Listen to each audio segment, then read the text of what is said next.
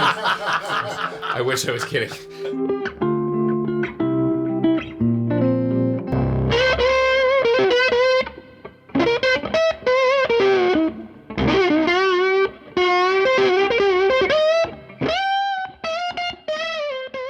Oh, I am no devil, you know I am no saint. I can't be someone we both know I ain't, but I tried so hard. You knew I wouldn't catch on. Now I'm racing down the highway, 90 in a 60. Hey guys, Dan here. Mick here.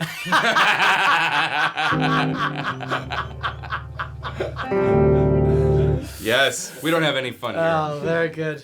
Delighted, slightly freaking out, but absolutely delighted to have my very dear buddy, our very dear buddy, and his Joey freaking Landreth.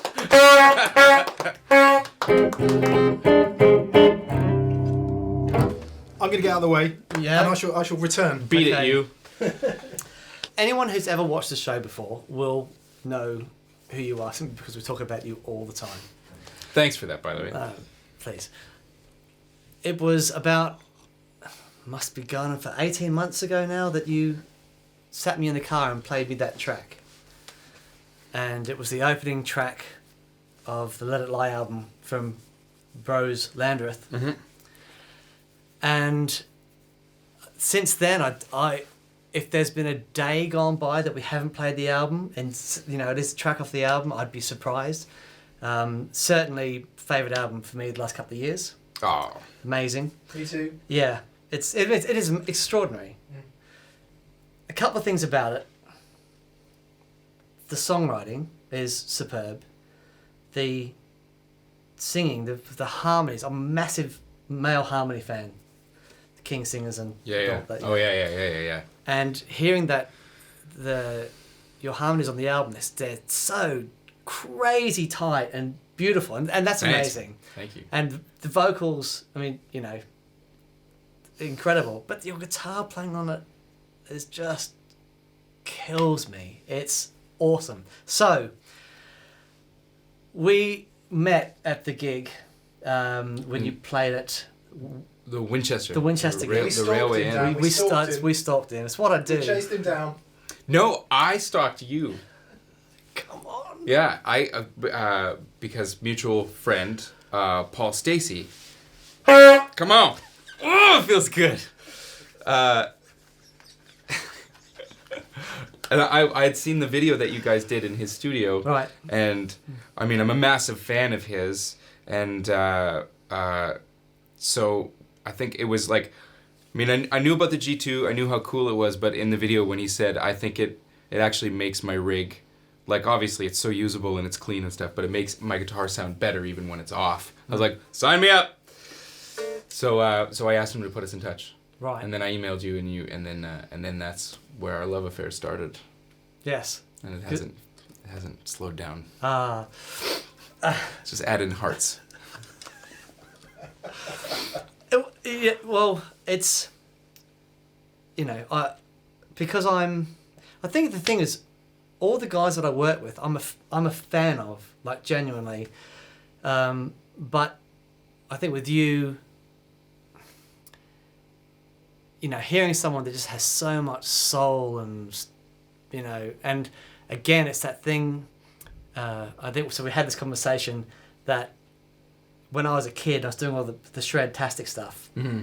And there wasn't much stuff that I'd heard at that time. I thought, because I was only listening to like 80s metal, but there wasn't much stuff that I'd heard that I thought, well, maybe I couldn't play that now, but if I know that I've practiced really hard, I'm sure I get that. But when I hear you play, it's like, man, I could be practicing for a million years, and there's something that you've got that's so, it's personal and you know, I just know I could never do that thing that you do, and it's amazing. So whenever I hear it, it's just it's joyous, and my brain stops trying to figure it out because it would just never be able to do it, and just enjoys it for what it is. So anyway, so we started talking about doing a board, Mm-hmm.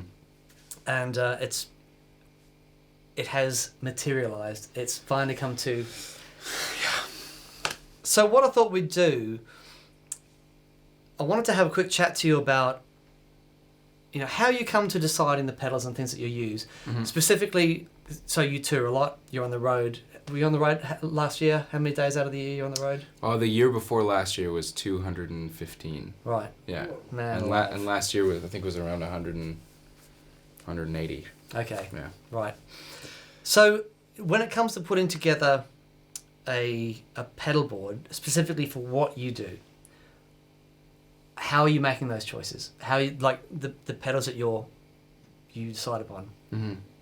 What do they have to do to be able to make the grade? Right. I just watched that pedal show and I just I wish I was kidding.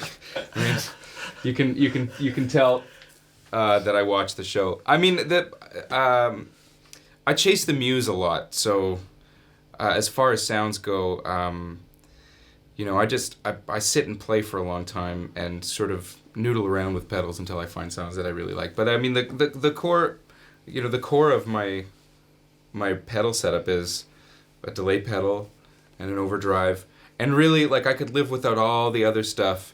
But the things that I like the most are, you know, a drive and an Octavia, and that's kind of like any board that I have has always got those sort of three things. Right. If I've got room for like a reverb, or, you know, I like to have an amp reverb, of course, but sometimes you don't. So I have like a Hall of Fame that lives in my gig bag for just in case. Right. And that's kind of it. Like I mean, everything else is sort of icing on the cake. But those are the core sounds. And I think the first time I heard an Octavia was I bought a Voodoo Lab Sparkle Drive. Okay. And I don't know if you remember, in like when they first came out, they sent you with a CD. And right. it had yeah. Blue, what's that guy's name? Blues Saracino? Yeah. Blues Saracino. Saracino, yeah. And he was demoing all the pedals, and I heard the Proctavia. Yes. And I was like, what is that? So I ordered one right away. I didn't have any money, so I borrowed money from my mom. And I got it, and I plugged it in, and was like, this pedal sounds like junk.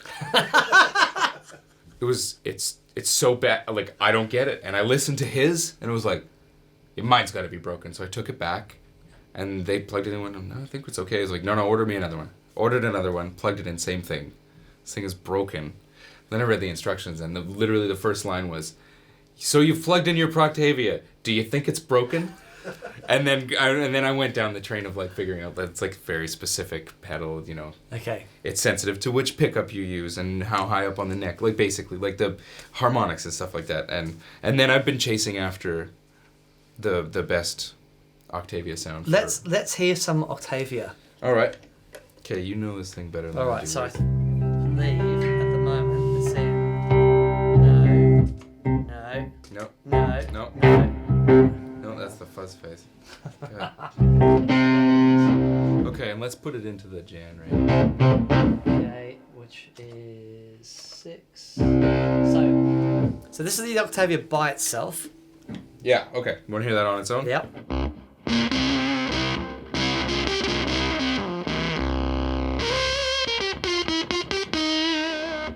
And then little back off the volume, which is how a lot of guys use it.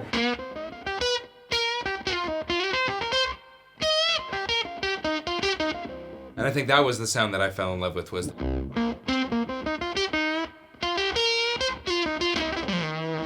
Right.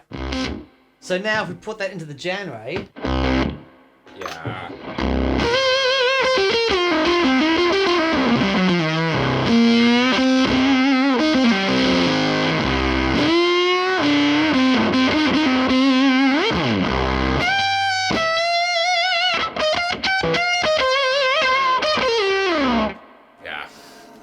That's awesome.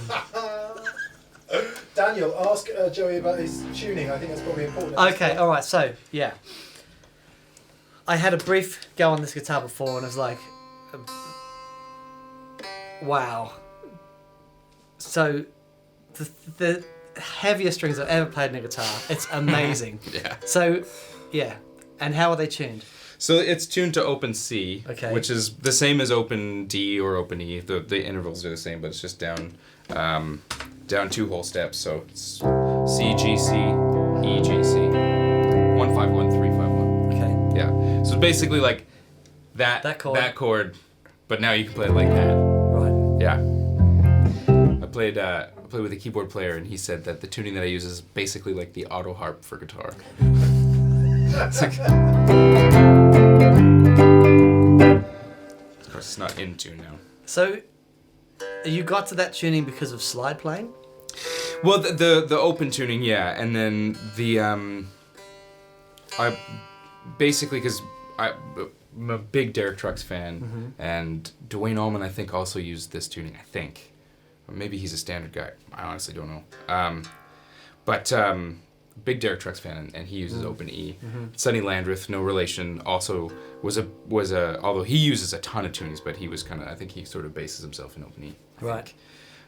So that's kind of where I started, because like a lot of the classic slide licks, like this one, are really hard to play in standard tuning. Okay. And there's a lot of great slide players that play in standard tuning, but that one is just kind of like you gotta fly across the fretboard just to grab. So that was like I wanted that. Okay. So that's why I started using the open tuning, and then the down tuned thing I stole from a friend of mine named James Robertson, Champagne James. He was a great Toronto-based guitar player, and absolutely wonderful guitar player and slide player. And we met at a festival in Canada, and it's like, hey, you want to jam? Yeah, let's jam. And then he showed me this guitar. So I called him, or I texted him one day and said, hey man, I got to do that. Do you mind if I borrow this from you? And he said, no, go ahead. So the open C thing, I'm far from the first guy to do it. I stole it from James. Not ashamed to say. But now all my guitars are in this tuning now. Right. I've just gotten so used to having the sort of beefy low end, and it kind of gives you a little more of a piano-like range than sort of an E-based tuning. So you have a little more options. Okay, can we hear a bit of it? Yeah, sure. Just on its own? Give some You want- dirty love. Dirty Love? Okay, where's that?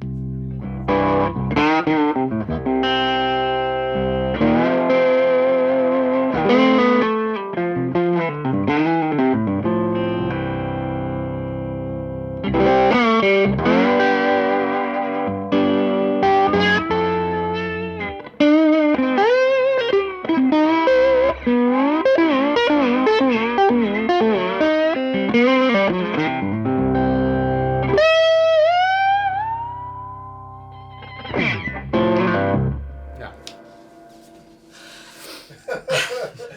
It's so good. Thanks, man. It's so good. What are we hearing, Dan? What are the amps? Oh, okay.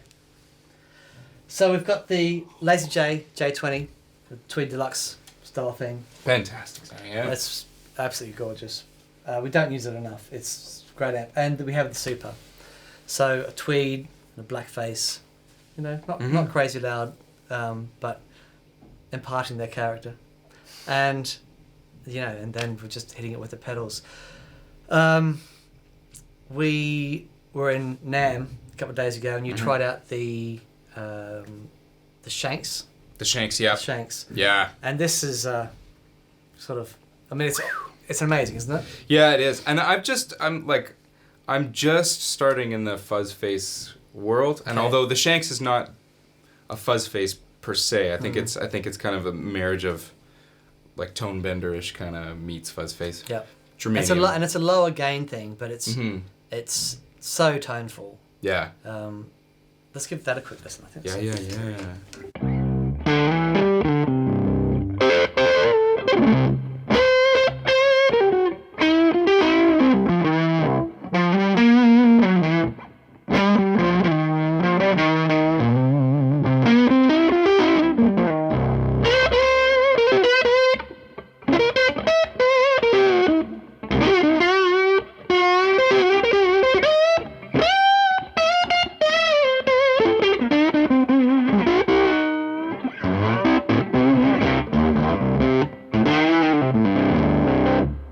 Yeah, it's pretty lovely. Just singing. It's singing. Like, oh, man. Sorry. You have to forgive me. It just really gets me. Oh. I've got a question. All right. Mick here. Hello. I hope you can hear this. Sorry, here. Mick. Maybe. When you're tuned down to C like that, obviously you've got a lot of. Let's have a tag team. You come in now. Okay. Because I need a breather because that's just doing me in. It's just. Dan's slightly overwhelmed, as am I. Tears in our eyes. You guys, stop it! You're making me blush. Can we make you feel any more uncomfortable? I can think of a couple of things. Okay, so tune down to C like that. Guitar's giving you load of extra low end. How do you deal with that in a live situation? You know what? I've actually really don't run into many issues. I'm not I'm not the kind of guy that uses. I usually just use a 112 cabinet. Yeah. Or I've been kind of messing around with some brown face amps, so I've been up against some 212 cabinet or 210 cabinets. So I don't really run into a ton of bass. But in the cases when I do, like backline at a festival and there's like a 212 DeVille or something, I'll dump a lot of low end. Like I always start everything sort of 12 o'clock and then sort of noodle around with it and find a good sound. But usually with, something that's got a little, that's typically a little bassier, I'll just dump the low end. Like, kind of, a friend of mine, his trick is get it to where it sounds really, really good. And you're really happy with your tone. Turn it all the way down and then sort of work your way back up. And you can kind of, like, just by ear, sort of notch out the troublesome, frequencies. So usually on its own it'll end up sounding like the bottom's knocked off. Yeah. And so that's a little uninspiring, but once a band comes in, it's great. It sets in the mix really well. Sure. But usually I use I've been prone to using like a Deluxe. I've got an old Blackface Deluxe. It sounds really good and doesn't throw a ton of low end anyway, so yeah, you're getting the limit from the small cab. Yeah. The other thing, when we spoke, Joey and I spoke about a year ago for an article that went in Guitarist magazine. Thank you for that, by the way. Our pleasure. One of the things that I found fascinating at that point, certainly when it comes to the live performance, was you were going through a process then, certainly through the Brothers Landreth, where you were almost sacrificing a bit of guitar volume and feel because the vocals are so important in the band on small stages. So in terms of how loud do you play on stage? How does that work? Not very. And a lot of times, like, people are pretty surprised at how quiet it is. I really trust our front of house guy, Sean McLean. I really, really trust him. And every now and then we'll walk on a stage and he'll go, "Okay, you've got plenty of room. Just set it to where you're gonna have a really great time." But club shows, the whole like, "No man, my tone just doesn't work." Yeah, it's just not gonna happen. And so I Jan Ray, that's kind of my best friend. Dingotone, Overdrive, kind of last in the chain, and set it so that it kind of feels right and sounds right. And then the comp, the SlideRig, when I have to play super quiet, I'll leave the compressor on all the time. And that helps get the right feel. That's the point I was galloping towards there, because when you have to have the amp quieter, it's the pedals that helps give you your texture, right? Yeah. I'll just say that if you've never seen Brothers Landreth live, 3 and 4 part harmony, astonishing. Most bands struggle to get a bit of 2-part going, don't they? But it's just astonishing 4-part all night, and it's so song-based, so incredibly song-based. So that the whole point of guitars need to sit down. Yeah. And it can be a bummer sometimes, for sure. Like, the guitar player in me is just like, "Oh, you're killing me, Smalls." But, step on the boost pedal when it's time to go and look out. Well, let's do some more of that then. So we're meandering through the pedals. Where do we get to, Dan? We did the Shanks, we did Jan Ray, the Octavia, and we did the Jan Ray. So are these all set in different combinations, or will you use one at a time, or how do you approach the drive end of it? Well, I mean, we're just kind of figuring that out right now. Usually, I have the drive, like the, where this guy is right now at the end of the chain. I'll have that on most of the time, just based, the volume thing. And then working everything out in between, in front of it. I like to combine the fuzz pedals and sort of hear how they kind of freak each other out. That's pretty fun. This is another fuzz face that is really cool, and they're made in Canada. Like me.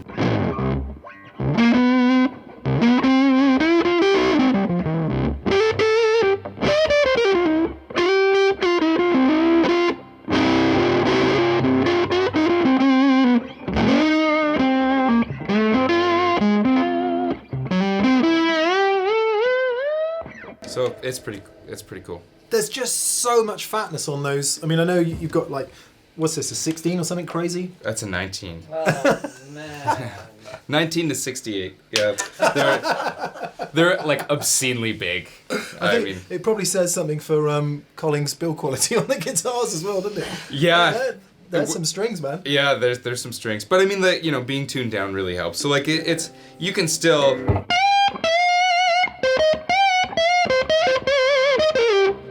band with them. I mean, it's not the funnest experience in the world. And I kind of limit it to like 1 or 2 moments a night. We're like, whew, here we go. Do you have the same strings on this Suhr? Yeah. Wow, okay. Yeah. But the fatness, the fatness coming off those high strings is crazy. It's and when I first started doing the down tune thing, it was 68 to 14, and I felt like, oh, that's okay. That feels all right. And I started going up and up and up and up, and then finally got to a point where it felt like the tension was kind of even. Because I hate playing a set of strings where you're playing and then all of a sudden one string is just kind of singled out. I'm too OCD. I can't get past that. So everything's kind of got to be evenly. It's got to feel right. Yeah. Right. Let's get Dan back up here. So just to explain, Dan put this pedal board together this morning. It's now 2 p.m. We got here at about 10 a.m. So in that time, Dan's gone from nothing to this, pretty much. And just literally a mess of pile of stuff that was just like, here, fix this. So Joey's just getting used to how G2 works and all the rest of it. So let's get Dan back in and maybe go through some other sounds and talk about some combinations of sounds that you might use for songs, perhaps. Yeah. That work? Sure, yeah. Well, let's have a look at one of the song on your new album, Whiskey, which is awesome. So this is I tell you why I like it. I mean, I love the lyric in Whiskey. It's just it's simple, but Jesus, it's so good. It's so good. It's such a great song. And so we spent some time just coming up with your delay sounds for it. So basically, what we've got happening at the moment, G2 is sending MIDI out to the timeline. So there's a couple of different delay sounds that you need specifically for this song. Yeah. So this is the first one, and it's the compressor we've got going on, and then we've got which is the SlideRig going into the timeline, which is giving you that rhythmical slapback thing. Yeah, so it's like the dotted eighth, and I'm doing a lot of solo shows right now, just sort of building some momentum for the whole solo project, and I discovered that the dotted eighth thing is a really nice way to help out with the time. Right. Because it's really easy to get carried away and sort of fall off in your own world. Especially like I mentioned earlier, I kind of like to chase the muse, and I'll find myself in places and come back and like, oh, I've sped up by like 100 million BPM, like trying to sing the chorus, and it's not there anymore. So yeah, this kind of will keep things grounded, but.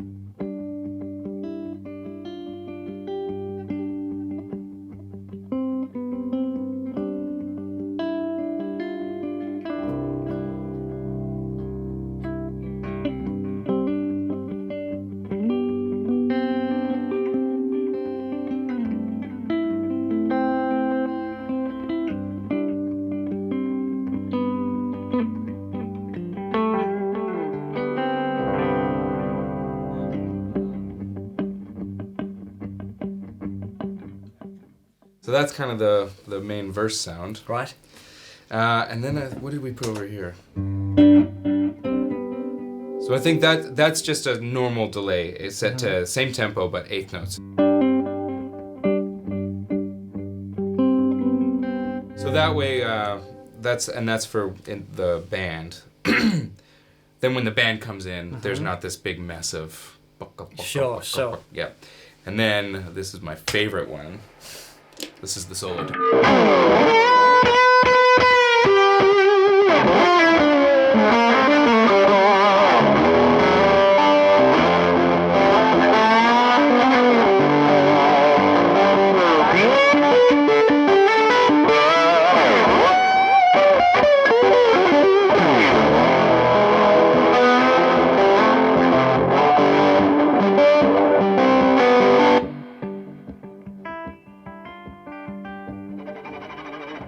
Yeah.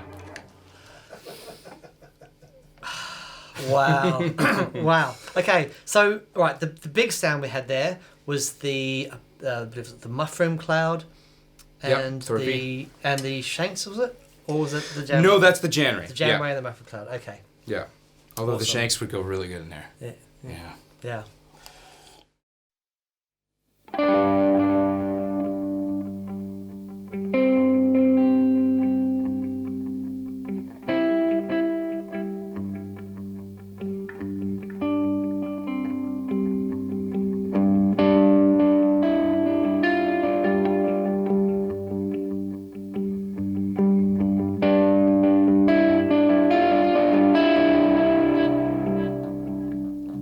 Another star shoots clean across the sky over my head.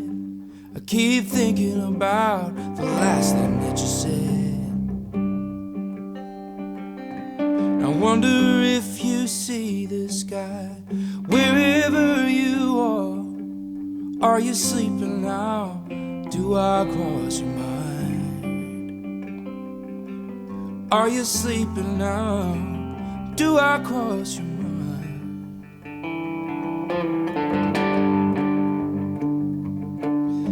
I left you at the altar on a snowy New Year's Day.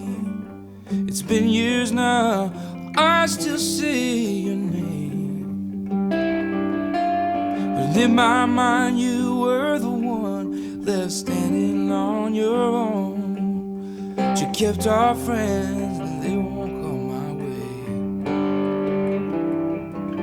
Yeah, you kept our friends and they won't come my way. Do you miss me? Whiskey?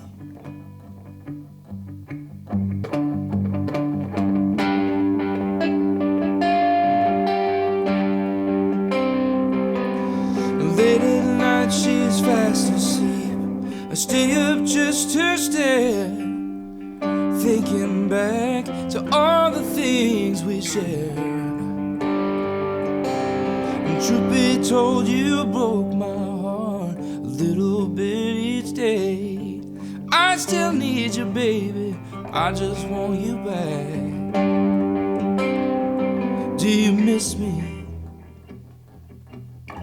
Whiskey? Like I miss you. You know I do. Do you miss me? Whiskey? It's not your fault. Blame it on your dad. And you can feel alright about feeling bad. I won't lie awake counting sheep. Instead I count all the promises you made that you couldn't keep. Oh, do you miss me?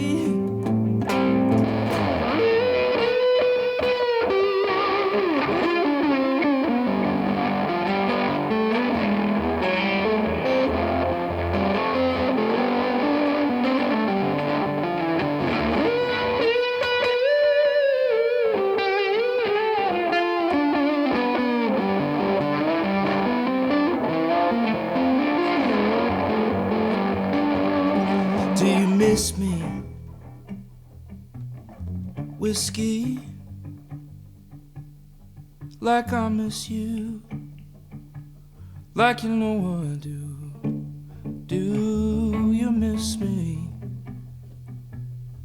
Whiskey, oh whiskey, oh darling, I miss you. Do you miss me? Whiskey, whiskey.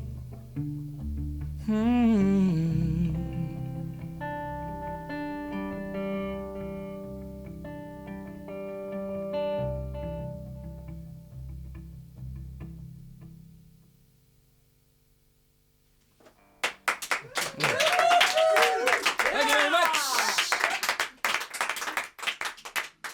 Cool. Right. We also have this friend of yours makes this. Is this right? Yeah, that company called Mythos in Nashville. So my friend Zach Broyles makes them, and he's got a small line of pedals, but they're all great. And Right. He builds them himself, in his apartment, and he's, yeah. He builds just beautiful, beautiful pedals, and so that's kind of how our friendship started. I met him at it. We played this show in Nashville. My brother and I, we released the record in Canada. We toured it. We toured west. We toured east, and we thought, okay, what do we do next? And I said, well, we got to go to Nashville. We got to go to Nashville and have our hearts broken. So we'll go down there. We'll have them tell us that we're, songs are too slow, and we'll come back to Canada with our tails between our legs, and then we'll make another plan. So we booked this showcase, and nobody had ever heard of us at home, let alone in the States, and we ended up.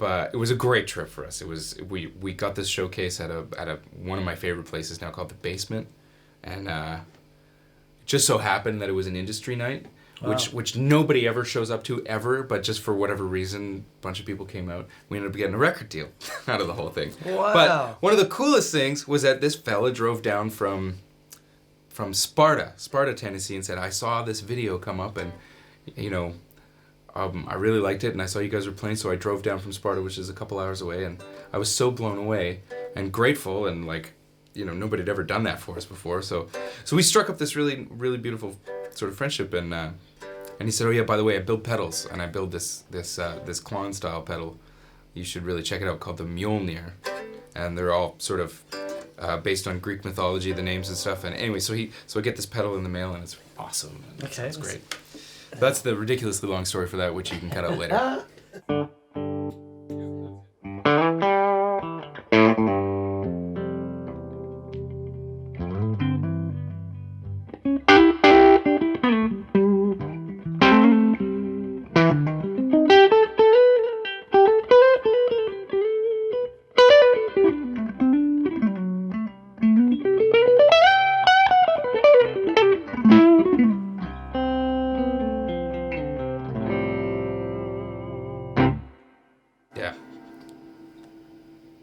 It's the quickness, isn't it? That Klon thing, it's got that quick on the front. Yeah, it's so punchy. It's so punchy and immediate. Yeah. Yeah. It's so great. Got to get the LED fixed. Good, yes. Sorry, Zach.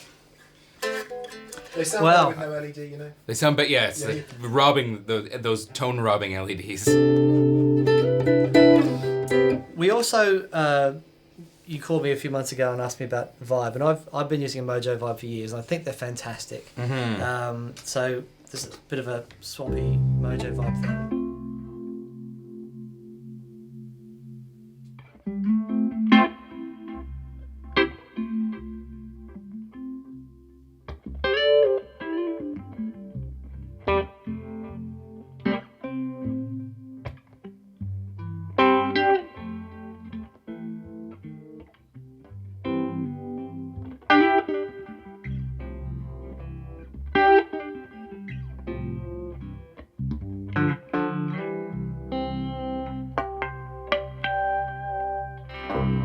Yeah, that's great.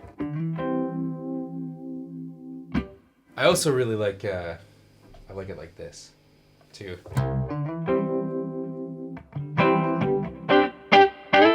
Where's the Shanks again? One.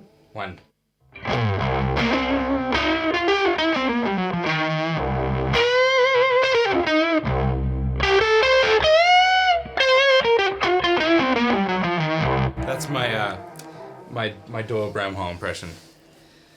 Love that sound. So good. It's so good.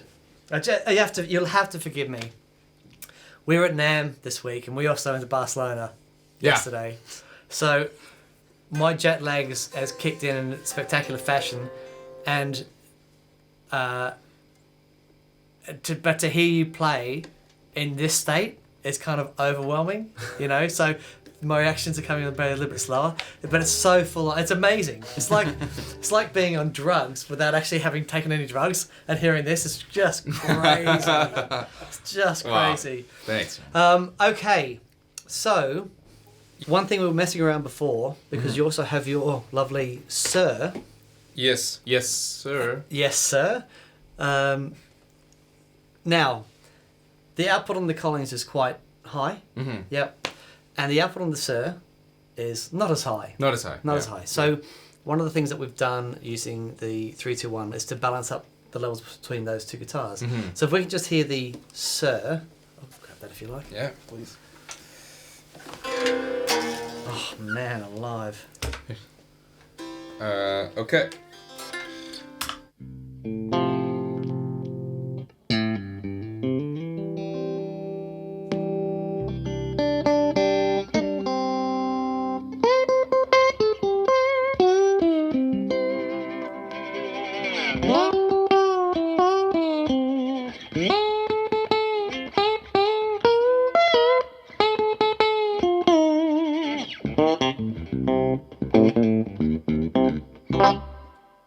And just to show you guys what we've done, if we turn the little preamp off, you'll hear the...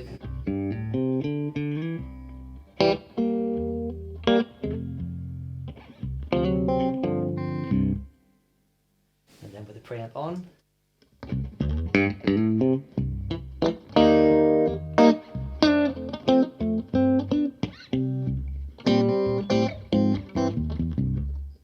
And then with the swap between to this guitar.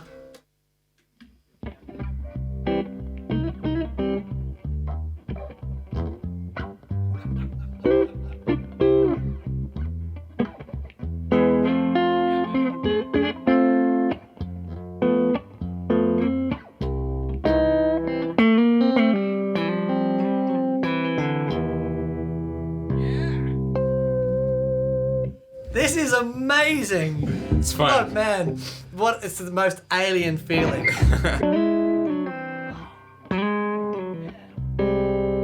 Nice. Everything on that string's a half step lower. Right.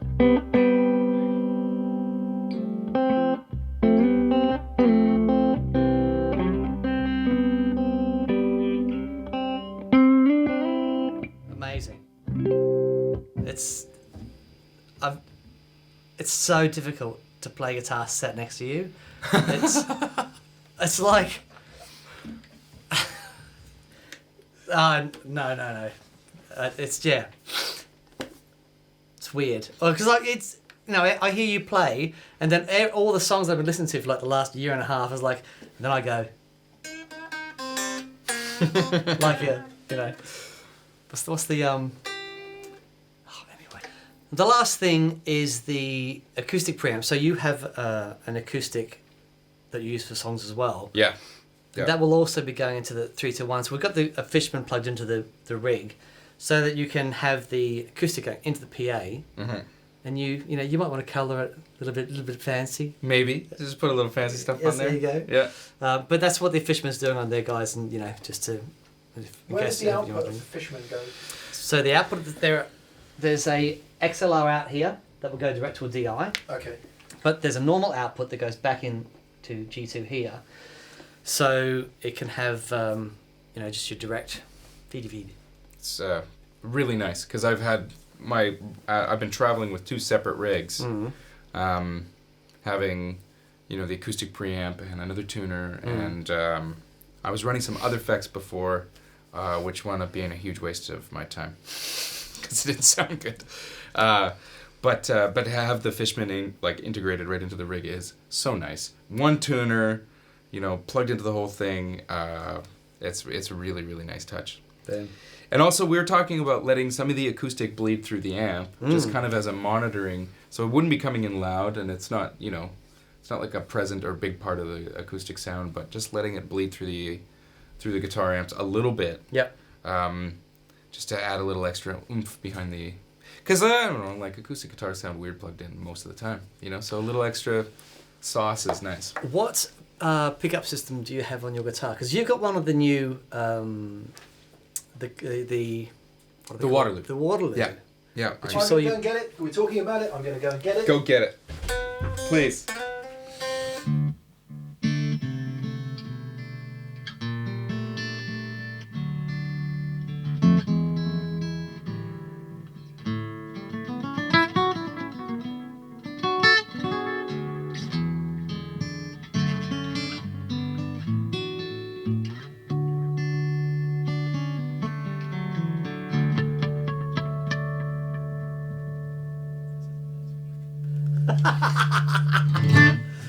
Okay, so is that the Fishman going into the guitar amps? yeah. Weird. That sounds awesome. Yeah.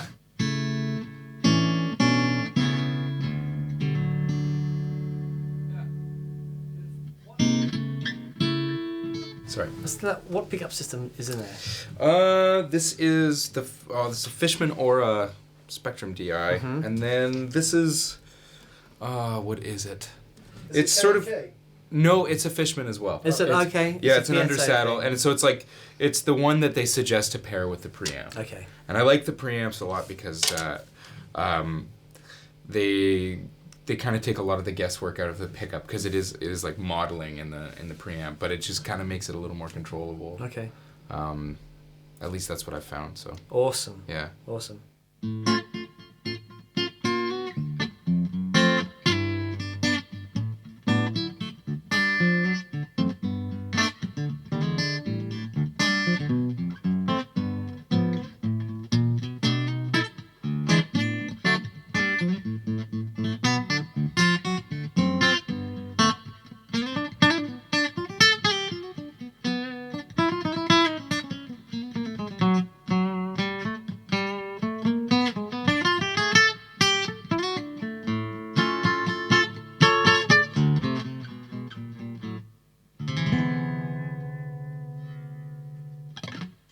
One thing that's amazing about your guitar playing, and what I love about your guitar playing, you really know your stuff. Right? Wow. There's a lot of guys who've got really, good feel and that sort of stuff, but you really know your chords. You know your altered scales, and you know all that stuff. Mm-hmm. You can read as well, right? Well, there was once a time when I could read. Right. Okay. Yeah. That's awesome. Thanks. Yeah, I'm a big geek. I mean, the same way that you have developed, this vocabulary with this absolutely like mind-boggling magic. I'm the same way with harmony and stuff like that. And I was saying to Mick earlier, like when I switched over from standard tuning to open tuning, it was because I felt like I was sacrificing certain vibes I couldn't get in standard tuning, and so I switched over to open tuning, and then I instantly missed a lot of the vocabulary that I'd built and developed over the years in standard. So I just sort of like brick by brick started rebuilding things and like finding places that was like, okay, that's not doable in this tuning now. So right. I gotta, you gotta kind of gotta roadmap things, but taught me so much more about music, than I knew before, just because I had to start over. And like nothing was where I expected it to be. So it sort of forced me to think about things a little less cerebrally and a little more sort of, I don't know, emotionally almost. So the open tuning has been really like a tremendous awakening for me. Right. And I think it was just getting rid of those comfort zones. Yeah, so it just gets you out of that area that you're so familiar with, and you have to approach it differently. Well, it's funny because I think because the nature of the guitar being a grid and it's pattern based, the second that you take those things away, the only thing you're left with is your ears. Doesn't matter how much you've studied, right. you know. And I spent like I didn't ever study formally, but I did like I had access to, you know, certain pieces from the university curriculum that's, you know, in our hometown, and so I was able to really dig in on stuff in a very really geeky way, and I mean, I'm not saying that I got a university education by any stretch, but I did have access to a lot of that material and the drive, but it's always that age-old thing is like you learn so much but then you can't make music. Yeah. So amazing. Take away the bumpers, baby. Amazing. Amazing.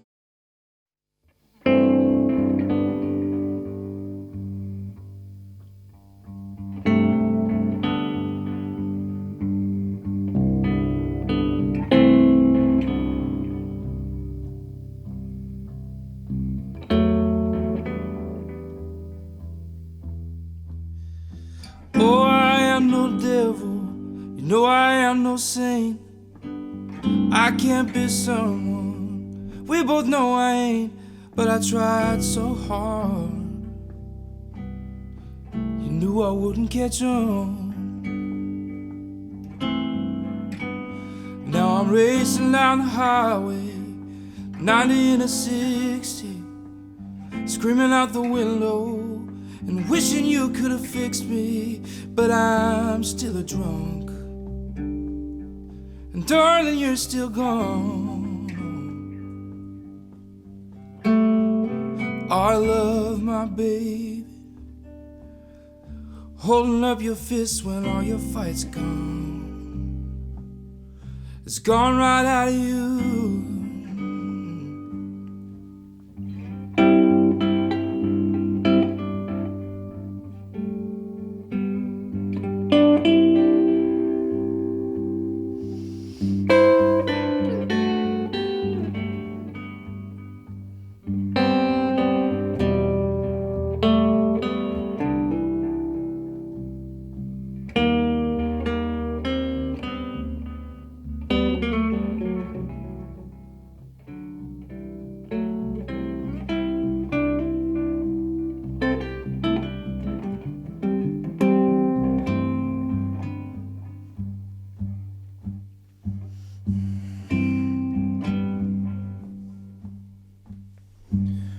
It's been hard since you left me, and I can't lie.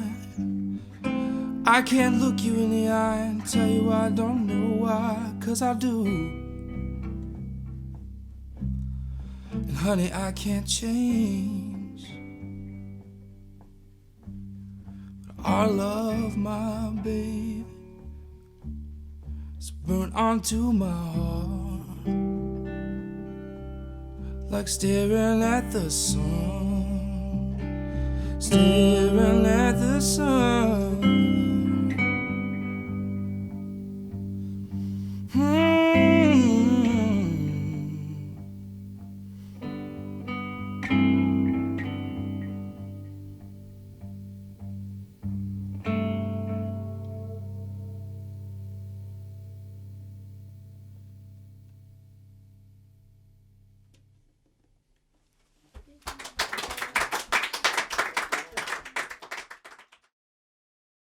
The first night I saw you guys, I'd called my mates at Origin and said, because we'd talked about a compressor. Yeah. We were looking for a compressor. Yeah. I said, you've got to try this.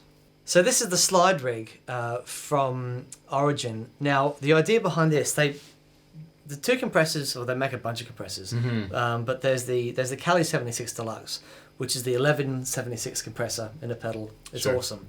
But the idea behind the SlideRig is there are two 1176s in parallel that you can mix in with your original tone.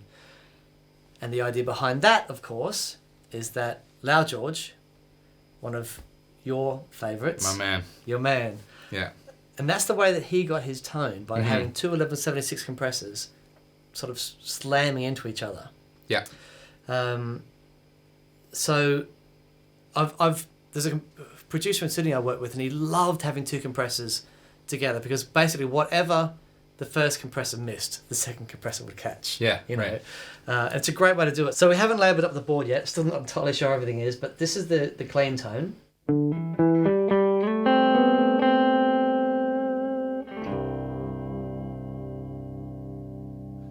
And here's the compressor.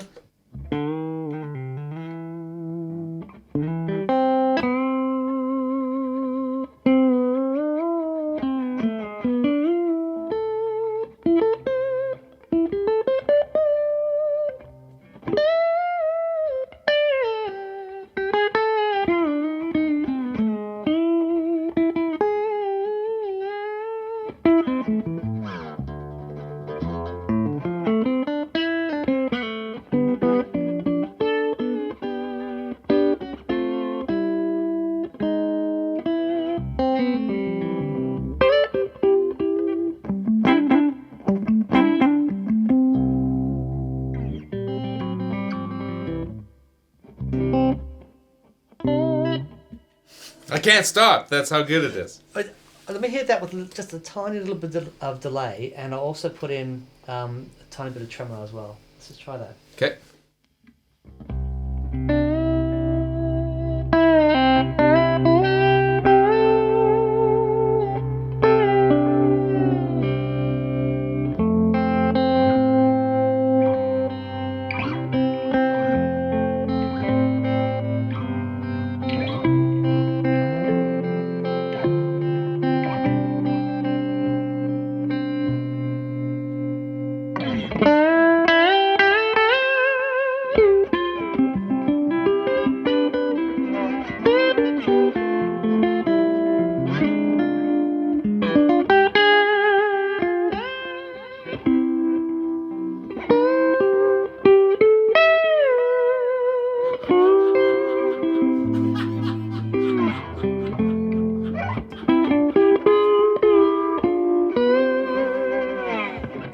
Sorry, dude. I'm going. Mick. Oh man, alive. That was I'm going to. fucking hell. I can comfortably say that is the best sound we have ever experienced in this room. Seriously, Easy. Oh man, It's just it's all you guys. man, it's outrageous. It's outrageous. I've just realised you're your own bass player, aren't you? That's kind of nice part. Yeah. Who needs them? I'm speechless. Okay, look, right. Let's try and get some order back on this. Man, it's very moving. It's so moving. It's yeah. It's very moving. Thank you. Right. Okay. So, I think we've had a quick flick through everything, haven't we? We've heard the vibe. We've heard the fuzzes. We've heard a bit of the timeline. We've heard the Octavia, the compressor, Muffroom cloud, tremolo and reverb. What a sound! It's like peanut butter and jelly, baby. It is. It is. I'll just say the thing with this is because we've put the tremolo after the delay. So what's happening is you're getting, if you just play that sound again.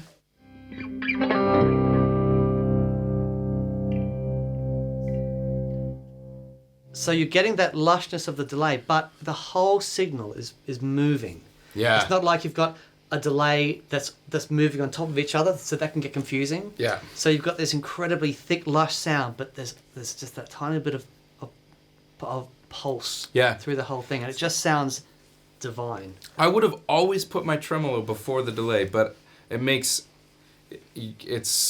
so much more sense there now, like, because you think about the delays, you know, and it doing like this wibbly wobbly thing, but it's just got this nice like.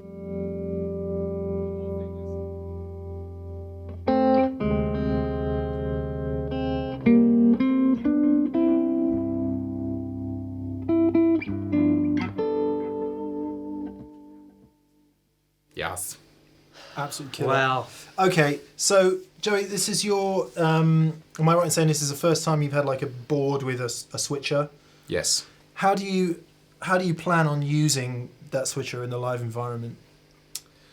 I mean, it's pretty intuitive. It's not. I mean, this is not my first time with a switcher. This is my first time with a switcher like this. Yeah. I've had other, like, I had a rack mount rig. Why? I don't know. It's because I really like to just.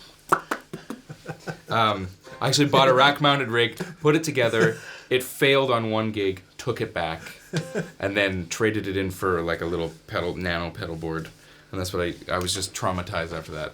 It left me hanging. But this is, I was saying to Dan that he looked at me and said, "Are you confused?" And I said, "I'm only confused because I'm so used to these things being really confusing, and so the fact that it's not confusing is confusing me."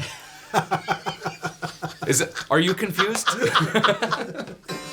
So I mean, like I demonstrated earlier with that whiskey song, my patches for a lot of the new material kind of go from sort of 0 to 60. So there's a lot of like, clean and a little bit of delay to like really dirty, really fuzzy, lots of delay. And I've had to map out sort of how I turn things on, based on where I'm at. So one thing that I'm definitely gonna take advantage of is the ability to set presets. So it's just one button. And just go one, and then presumably have some other things where you can just add them on the top. Exactly. In the stompbox mode. Exactly. So. I reckon it will become much clearer when Dan labels everything. Yeah. We'll get that. We're still looking for things. Like, well, what's in there again? It's not bad though, is it? I mean, what time do you start? 10 a.m. 25 past 2. It's sounding okay. It takes me that long just to put a few pedals on. My last pedal board took me 8 hours to build, and it's so much simpler than this. I'm wondering what I did wrong. Dan, do you have anything to add before we skip to hearing him do his thing? We are doing That Pedal Show live, and Joe is going to be our special guest, and we're actually going to play with Joe. It's going to be awesome. I've been working out songs going, nah. What, really? Surely not.